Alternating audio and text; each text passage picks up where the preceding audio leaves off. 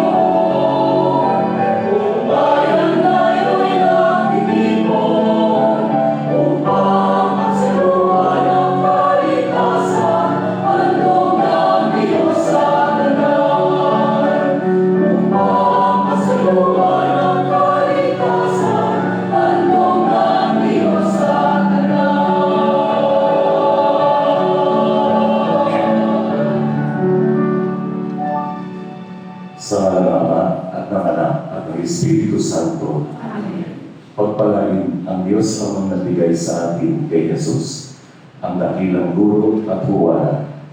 Ang kanyang grasya at kapayapaan ay sumainyong lahat. At sumayin. Ipinapaalala sa atin ng tema ngayon, ang kahulugan ng kautusan ng Diyos at ang mga pagpapahalagang taglay nito. Saglit tayong manahimik at suriin ang ating asal ayon sa ganitong pagpapahalaga.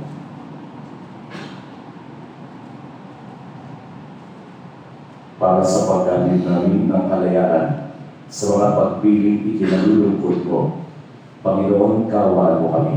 Panginoon, kaawaan mo kami.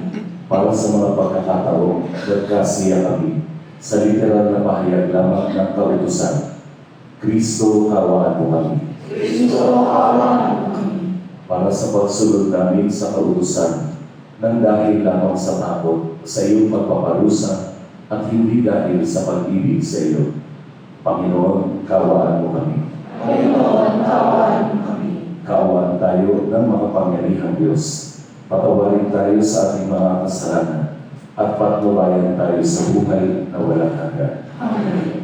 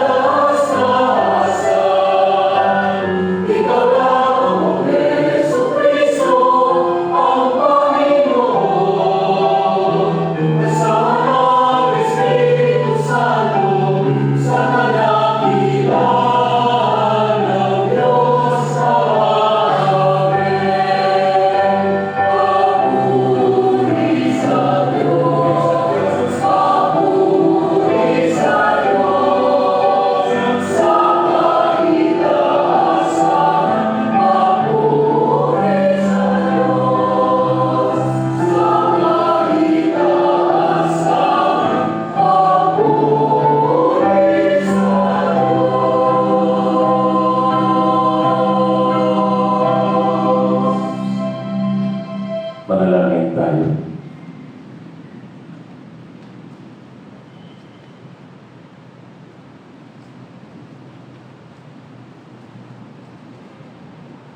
Pangalangin makapagyarihan, pinangangatawanan mong manahan sa mga may loobing tapat at maaasahan. Sa kagandahang loob mo kami naway makapabuhay bilang mga mapalad na maging iyong tahanan. Sa pamamagitan ni Jesucristo, kasama ng Espiritu Santo, magpasawalang hanggan. Amen. Magsiupo po na. Pagbasa mula sa sulat ni Sirach. Kung gusto mo, masusunod mo ang utos ng Panginoon. Ikaw ang magpapasya kung magiging tapat ka sa Kanya o hindi. Naglagay siya sa harapan mo ng tubig at ng apoy.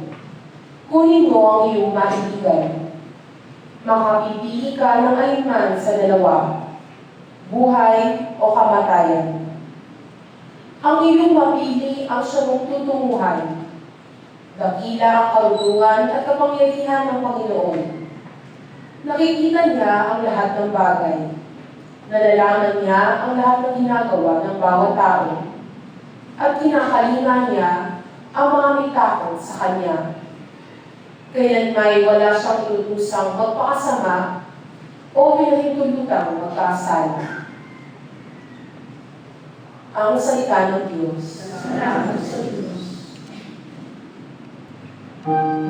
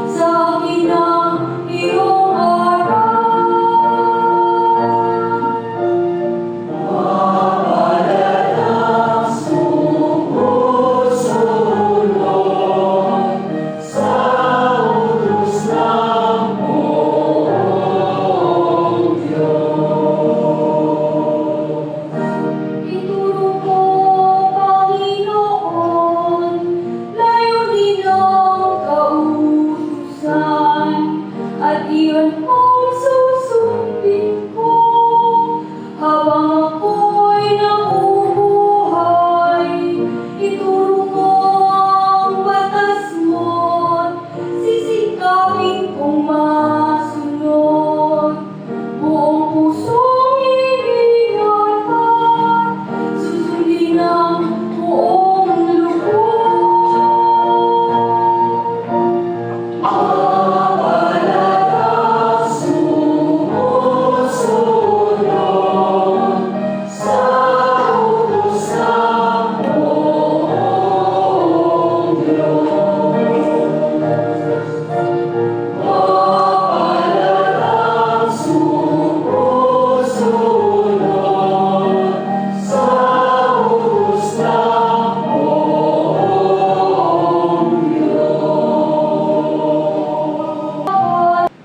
Pagbasa mula sa unang sulat ni Apostol San Pablo sa mga taga-Korinto. Mga kapatid, sa mga may sapat na gulang sa pamumuhay espiritual, karunungan ang pinapangaral namin.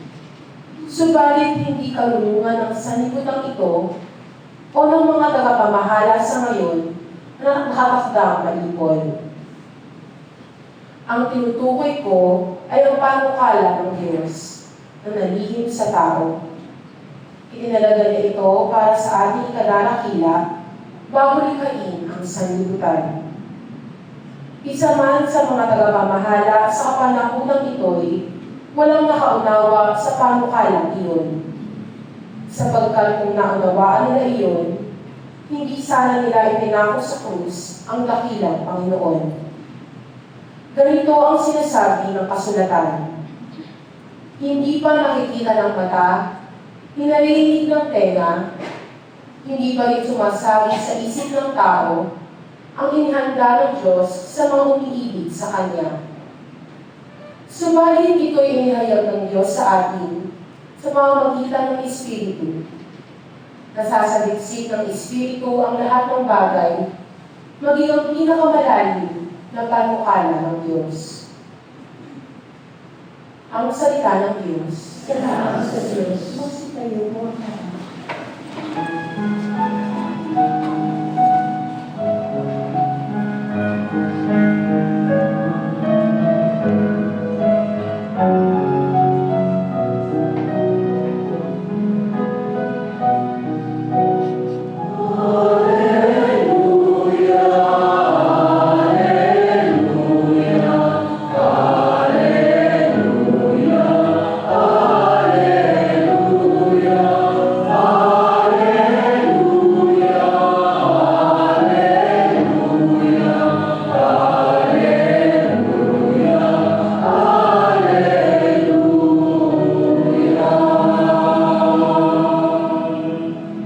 Papuri sa Diyos Ama, pagkat ipinahayag niya, hari siya ng mga abang.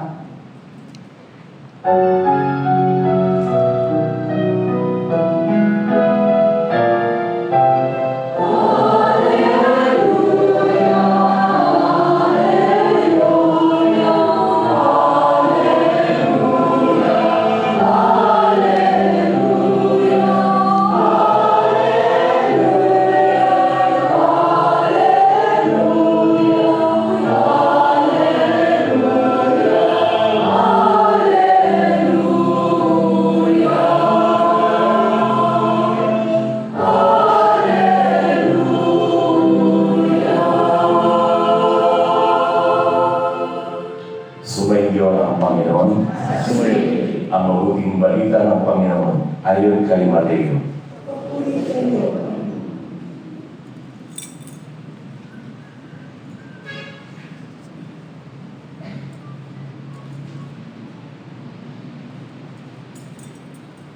Noong panahong iyon, sinabi ni Jesus sa kanyang mga alagad, "Huwag ninyong akalain na parito ako upang pawalang bisa ang kautusan at ang aral ng mga propeta. Naparito ako, hindi upang pawalang bisa, kundi para ipaliwanag at ganapin ang mga iyon. Tandaan ninyo ito, pagwawakas ang langit at ang lupa, ngunit ang kaliit-liit ang bahagi ng kautusan ay di mawawala ng bisa hanggang hindi nagaganap ang lahat. Kaya sino mang magpawalang halaga, kahit sa kaliliitang bahagi nito, at magturo na ngayon sa mga tao, ay ibibilang na pinakamababa sa kaharian ng Diyos. Ngunit ang gumaganap ng kautusan at nagtuturo na tuparin iyon, ay ibibilang na dakila sa kaharian ng Diyos. Sinasabi ko sa inyo, kung ang pagsunod ninyo sa kalooban ng Diyos ay tulad lamang ng pagsunod ng mga eskriba at mga pariseyo, hindi kayo makakapasok sa kaharian ng Diyos.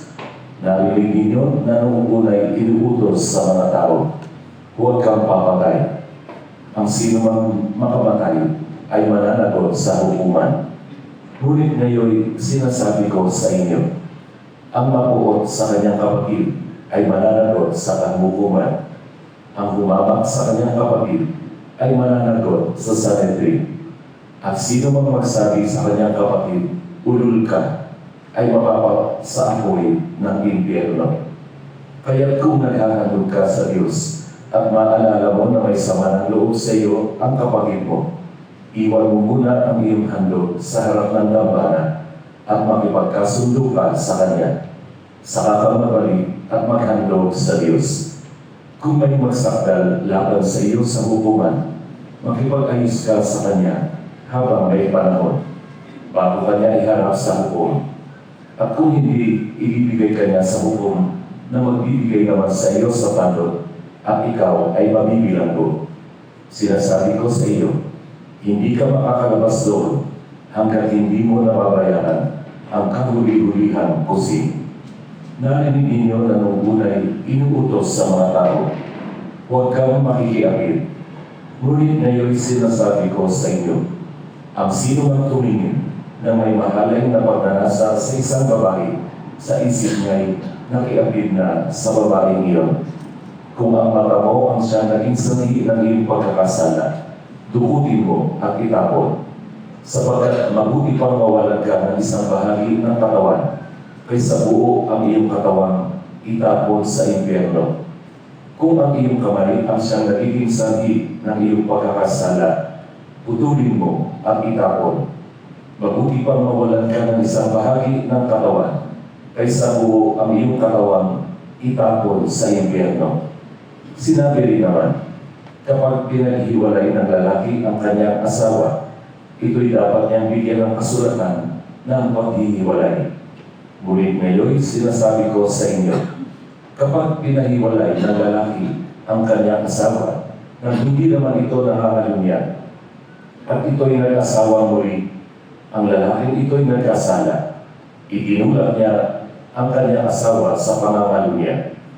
At sino mang mag-asawa sa babaeng hiniwalayan, ay nangangalunya. Narinig pa ninyo na noong una'y iniutos sa mga tao, huwag kang sisira sa iyong pinanumpaang pangako. Pagkus ay tubig mo ang iyong sinumpaan sa Panginoon. Ngunit ngayon, sinasabi ko sa inyo, huwag na kayong susumpa kung mangangako kayo. Huwag ninyong sabihin, saksi ko ang langit, sapagkat ito'y trono ng Diyos. O kaya'y saksi ko ang lupa, sapagkat ito'y tuntungan ng kanyang mga paa.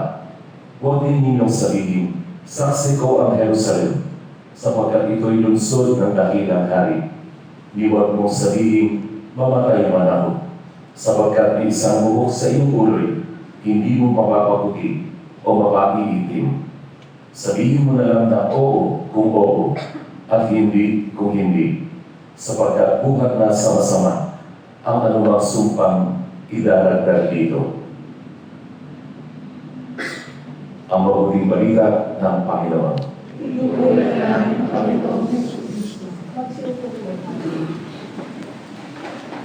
Narinig natin malinaw na malinaw ang utos ng Diyos.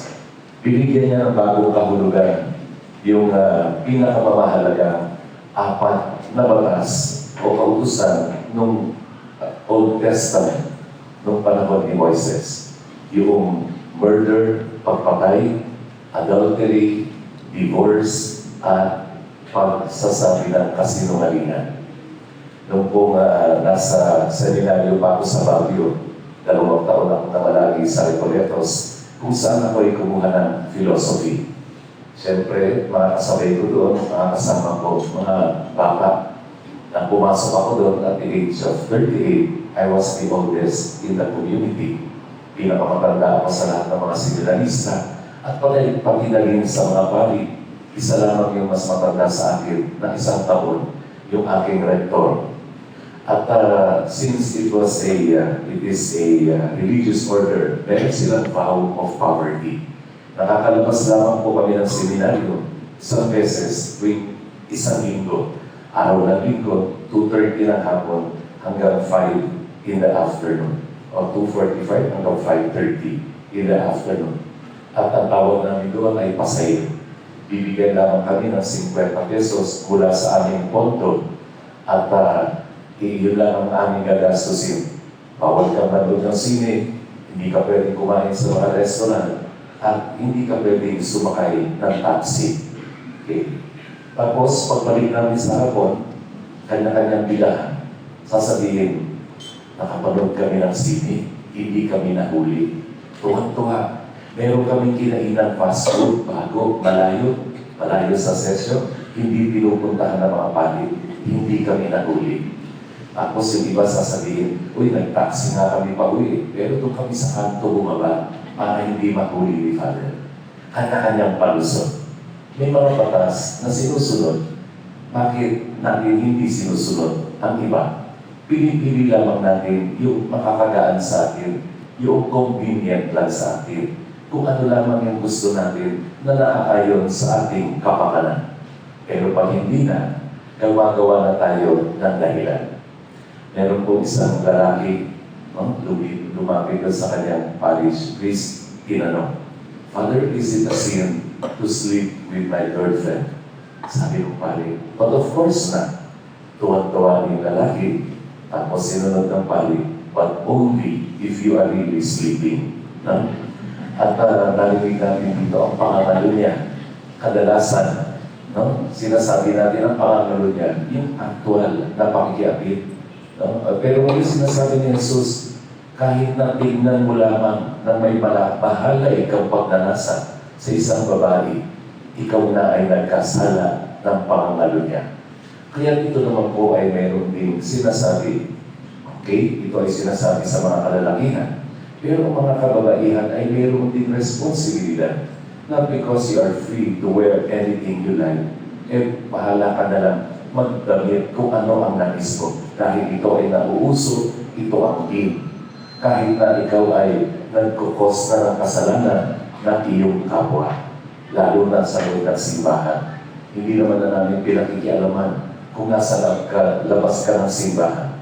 Pero kapag naririto sa tahanan ng Diyos, binibigyan natin ito ng pansin. Dahil ito ay nakakadistract kung minsan sa mga kalalakihan, kung ang tali ay babae, ay papasok na napaka-ikli ang shorts o naka-miniskirt. Modesty, nawala na ito sa ating bukabularyo. Hindi natin sinasabi, bakit malaya naman kami kahit ano ang gawin. Ang tunay na kalayaan ay ang pagsunod sa utos ng Diyos. Hindi para sa ating sarili lamang. Tandaan natin, kahit anong ginagawa natin para sa ating sarili, mayroon tayong responsibilidad sa ating kapwa. Ito bang ginagawa ko ay magtutungo sa kasalanan ng aking kapwa? Ito bang ginagawa ko, sinusud ko, ay magtutulak sa ibang tao na magkasala? Ito ang dapat nating tingnan. Then there was this professor who will be giving lectures in different universities. No? At mga ibang invited mga bibigay ng panayam. No? At every time he will be giving these lectures, yung driver niya nakaupo, nakikinig. One time, bago siya magbigay ng lecture, sabi ng kanyang driver, Professor, I have heard your lecture dozens of times, and I can deliver it, I can give it like you.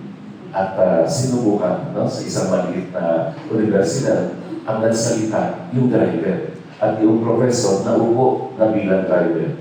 Tapos, pagkatapos ng kanyang panayam ng salita, ay tuwang-tuwa ang professor because the driver was able to deliver it verbatim, word for word. No? Palakpakan ng mga tao. Kaya lang meron isang nagtanong, Professor, you have said that H2O2 plus KO4 and 3 is equal to E over MC squared. How did that happen? Tumahimik sandali yung driver at ang sabi, that is a very stupid question. You know how stupid it is? I will let my driver answer that for you. I was a good professor. Ang sinasabi ko dito, kapag nagtuturo si Jesus, panibagong uri ng pagtuturo ang kanyang ginagawa. He taught with authority. Merong pinanananggalan. At ano ang pundasyon at ang ugat ng pagtuturo ni Jesus? Siya ay nagtuturo ng katotohanan ng salita ng Diyos, hindi gawa-gawa ng sino mang tao, ng Diyos na lumikha sa atin. At ito ang dapat natin maunawaan, mga kapatid. Ibinibigay sa atin ng Panginoong Diyos ang kanyang mga utos upang tayo ay mamuhay ng masagana, mamuhay ng maligaya. Pero a lot of times, we would rather follow our own sets of rules. Meron tayong kanya-kanyang pamantayan. Pag yung pabor sa atin, susunod tayo sa batas. Pero pag ito ay nakakasaklaw na ng ating kalayaan, sasabihin natin, pakialamero ang simbahan. Pero napakalinaw sa salita ng Diyos. Napakalinaw kung ano ang gagawin natin. Huwag kang papatay. Pag sobrang galit mo, puot mo sa iyong kapwa, pumapatay ka na. Kapag ikaw ay nanunumpa pa kung magsasabi ka ng totoo o hindi, ikaw ay nagkakasala. Hindi tayo gagamit ng mga bagay o mga salita na tunay na makakapigil ng kalooban ng Diyos. Kung ikaw ay nang tumitingin sa isang babaeng may kahalayan sa iyong isipan, nagkakasala ka na. At kung hihiwalayan mo ang iyong asawa na napakalinaw, walang diborsyo na pinatag ang Diyos. Walang diborsyo ang kung ano man ang pinagsama, pinagtali, pinag-isang dibdib ng Panginoong Diyos. Hindi pwedeng hiwalayan ni kahit na anong kadahilanan at kahit na anong sinabi ng mga tao. Sino ang susundin natin? Batas ng tao o batas ng Diyos? The theme of our readings for today, you are given freedom to choose whether you want life or death, kamatayan o buhay. Pagsunod natin sa kalooban ng Diyos, nawa ay maunawaan natin na ito ay nagbibigay ng tunay na kalayaan para sa atin. Hindi tayo natatakot kung mahuhuli, hindi tayo natatakot kung mapaparusahan. Dahil ang kalooban natin ay ginagawa natin na naaayon sa utos ng Diyos.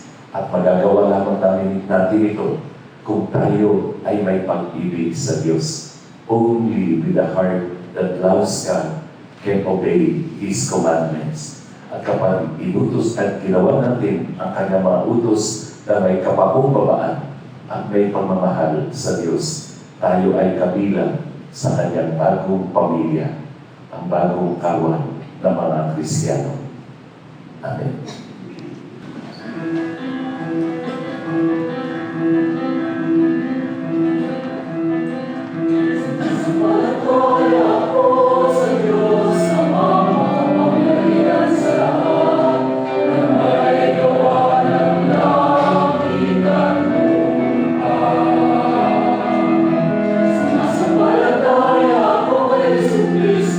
Isa lang ang Diyos, Panginoon.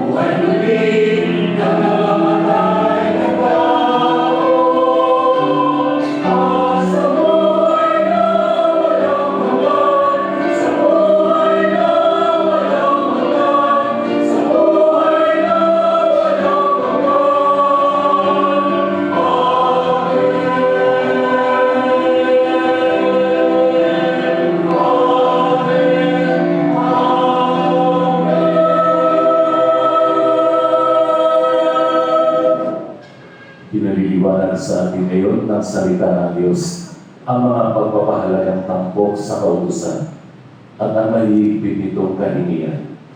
Hilingin natin ang tulong ng Panginoon sa pagsisikap natin makatugon dito. Buong pangumbaba natin idalangin. Panginoon, gawin mo kaming tapat sa iyong kautusan. Para sa simbahang panglahat, na siyang ina at guro ng lahat ng sumasampalataya, nawa, lagi niyang paalalahanan ang sangkatauhang magpahalaga at isabuhay ang mga pagpapahalagang taglay ng kautusan. Manalangin tayo. Panginoon, gawin mo kaming tapat sa iyong kautusan.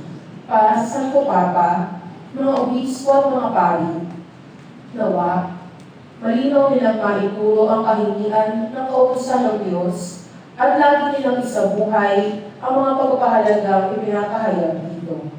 Manalangin tayo. Panginoon, gawin mo kaming tapat sa iyong kautusan.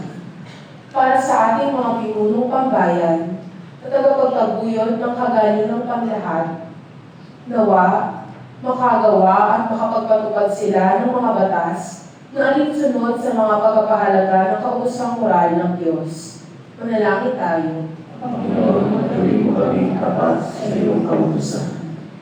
Para sa ating mga katikista, guro at mga media practitioners, nawa, na may mahalagang ginagampanan sa moral na pagbubog sa mga bagong henerasyon, lagi nawa nilang alalahanin ang kahalagahan ng kanilang misyon at matatag nila itong itaguyod.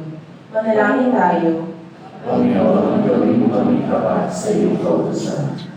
Para sa ating kabataan at mga namumuno sa kanila, maunawaan-nawa nilang magkakatotoo lamang ang pinapangarap nilang mundo sa pamamagitan ng pagtatampok sa mga pagpapahalaga ng kautusan ng Diyos. Manalangin tayo. Panginoon, gawin mo kaming tapat sa iyong kautusan. Para sa ating pamayanan at mga mag-anak, nawa, ang turong moral ng sermon ng mundo ay siya nating maging inspirasyon sa harap ng mga hamon ng araw-araw na buhay. Manalangin tayo. Panginoon, gawin mo kaming tapat sa iyong kautusan. Tahimik natin manalangin ang ating mga sariling kaibigan.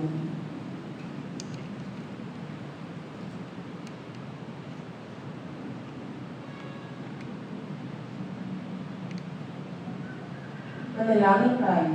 Panginoon, gawin mo kaming tapat sa iyong kautusan. Ama naming Diyos, salamat sa pagkakaloob mo kay Jesus sa amin bilang dakila naming guro at perpektong halimbawa ng pamarisan. Ipagkaloob nawa sa amin ang iyong banal na Espiritu, ang kailangan naming lakas para isabuhay ang mga katotohanan sinasaniwa ngayon. Ikaw na nabubuhay at naghahari magpakailanman. Amen. Magsiupo po.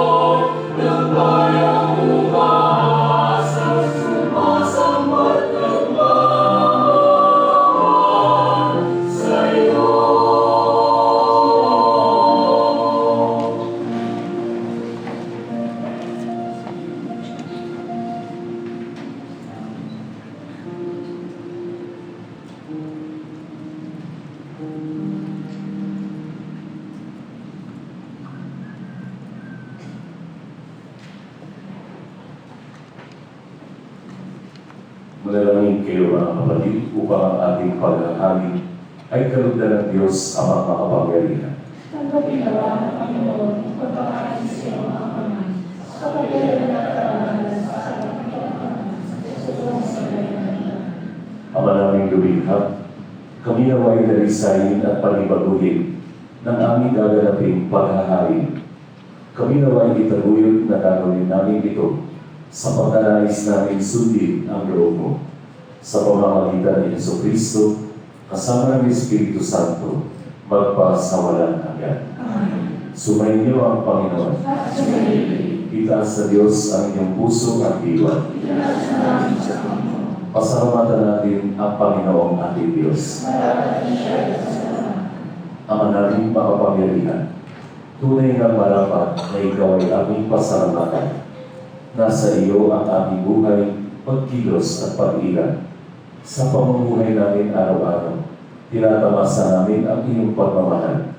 Sa pag-ibig mo ibinunla sa sangkatauhan, ang Espiritu Santo ay unang aming bigay ng anak mong naglagak sa amin ng katiyakan, nakalaang mabuhay kami sa piling mo kailanman.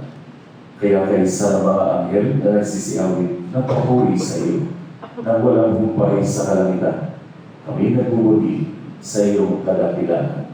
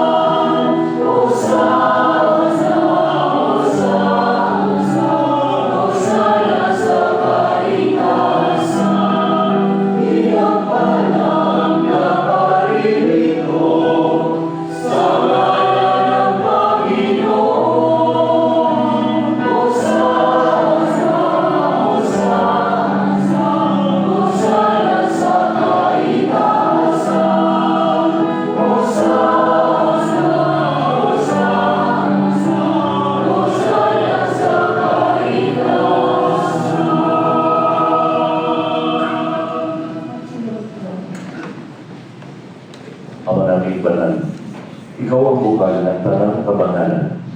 Kaya sa pamamagitan ng iyong Espiritu, gawin mo banal ang mga kaloob na ito upang para sa amin maging katawan at dugo ng aming Panginoong Jesucristo. Bago niya pinagtiis ang kusang loob na maging handog, hinawakan niya ang tinapay, pinasalamatan kanya, pinaghati-hati niya iyon, inabuot sa kanyang mga alagad at sinabi, tanggapin niyo lahat ito at kanin. Ito ang aking katawan na ihahandog para sa inyo.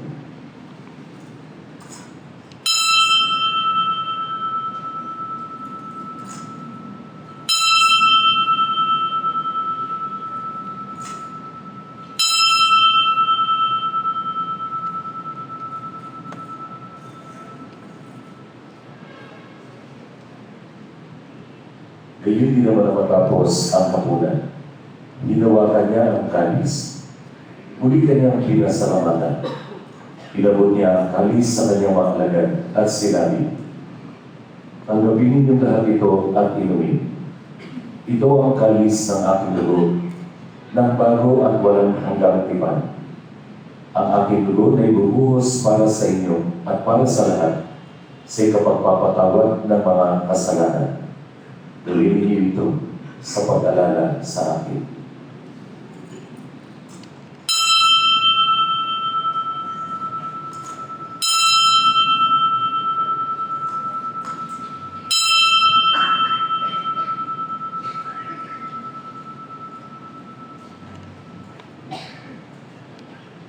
Magsitayo po. Ang misteryo ng pananampalataya.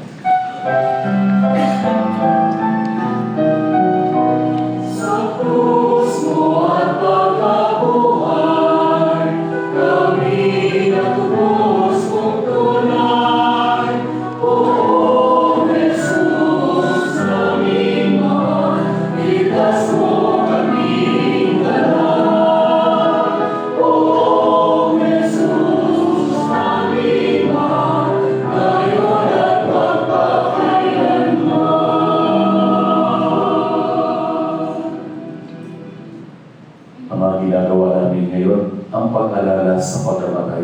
at muling pagkabuhay ng iyong anak.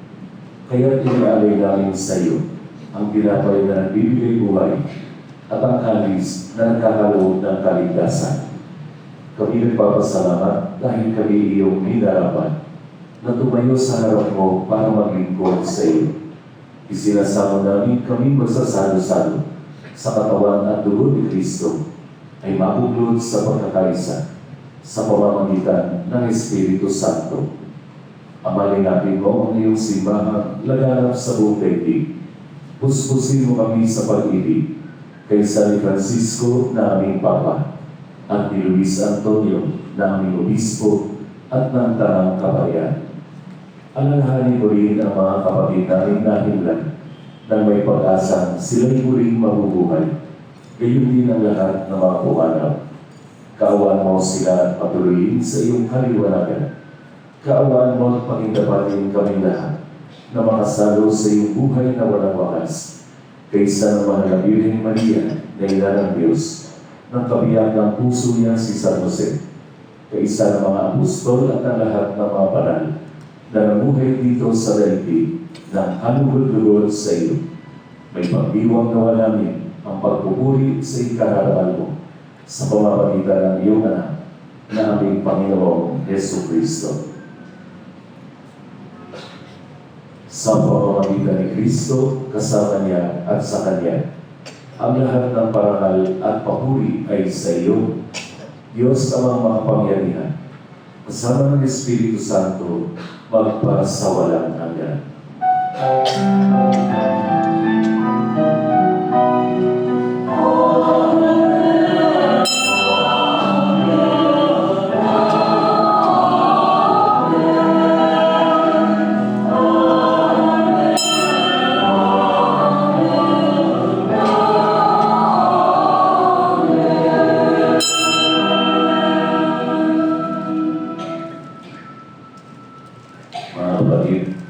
Mahal tayo ng Diyos, hindi dahil tayo ay mabuti. Mahal tayo ng Diyos dahil ang Diyos ay mabuti. Nananalig sa kabutihan ito, lakas loob tayong dumulog sama.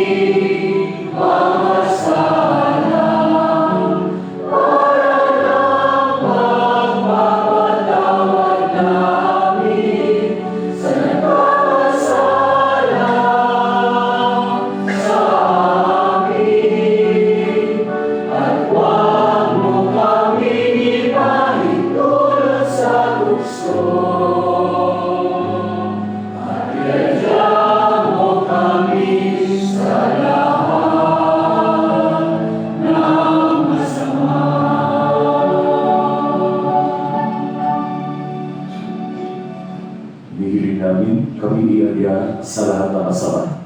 Pagkalooban ng kapayapaan araw-araw, iligtas sa kasalanan at ilayo sa lahat ng kapahamakan. Samantalang aming pinananabikan ang dakilang araw ng pagpapahayan ng tagapagligtas namin si Hesus Kristo.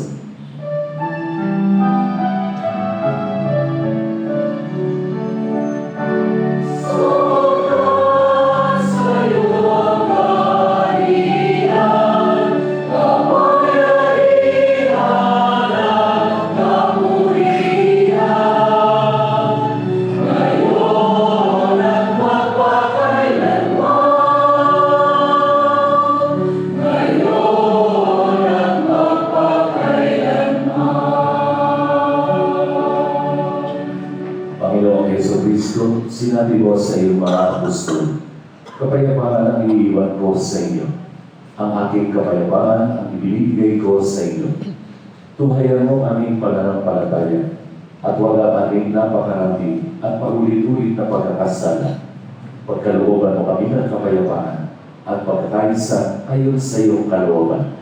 Kasama ng Espiritu Santo, magpasawalang hanggan. Ang kapayapaan ng Panginoon ay laging sumainyo. Ibahagi natin sa ating kapwa ang kapayapaan ni Kristo.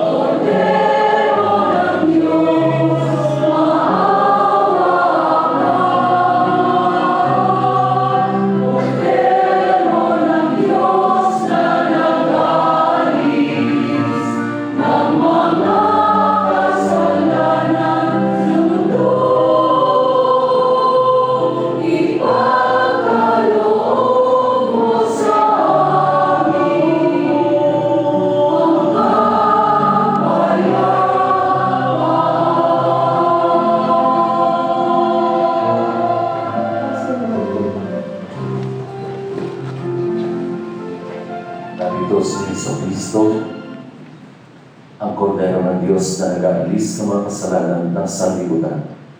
Mapapalad tayo mga inaanyayahan niya sa kanyang banal na bibig.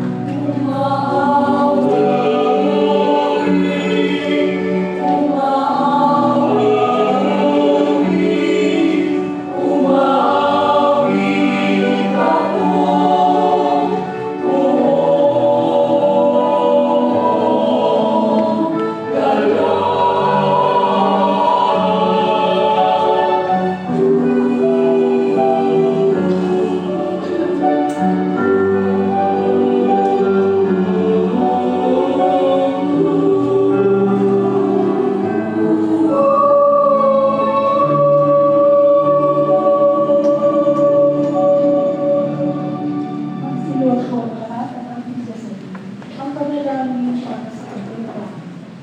Panginoon, sa panahon ng pangangailangan, ay humihingi kami ng tulong upang ang aming pagkamulan sa nagbabantang pagkawasak ng kapaligiran pinagkaloob ninyo sa amin. Bunga ng malawakang paglalaban ng ideolohiya sa iba't ibang panig ng mundo.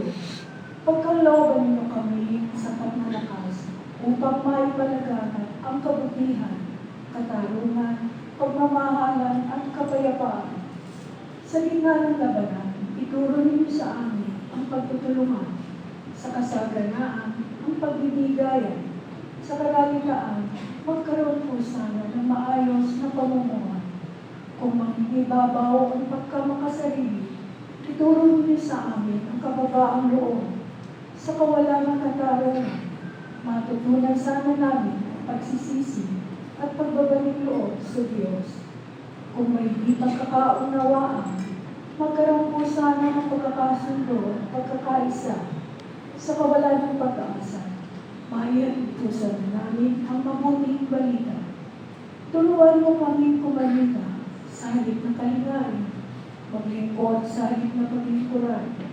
Huwag mo po sana kami maghangat ng karangyaan at turuin niyo kami ng inyong pag-ibig at kalwalhatian.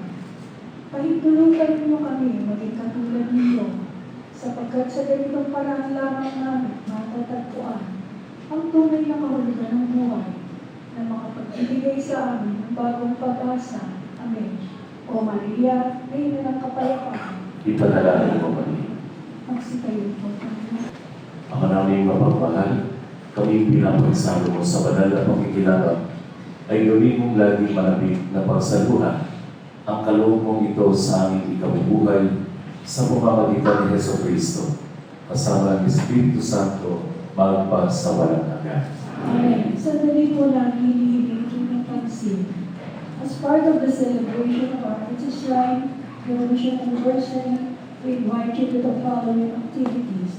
Grand Clinic on February 17, Healing Mass with Father Lumarosa on February 20 at 7 p.m. Mass Wedding on February 2 at 3 p.m. The EDSA Revolution University Mass will be Prayer Month from February 24 Monday at 5:30 p.m. followed by a Marian procession. Salamat po sa inyong pakikinig. Tagawin po natin ang huling pag-uusas. Sumayin niyo ang Panginoon. Pagpalain kayo ng mga pangyarihang Diyos, Ama, Anak, at Espiritu Santo. Tapos ng ating pag-iwang, humayo ngayong taglay ang pag-ibig at kapayapaan ni Kristo. Salamat sa Diyos.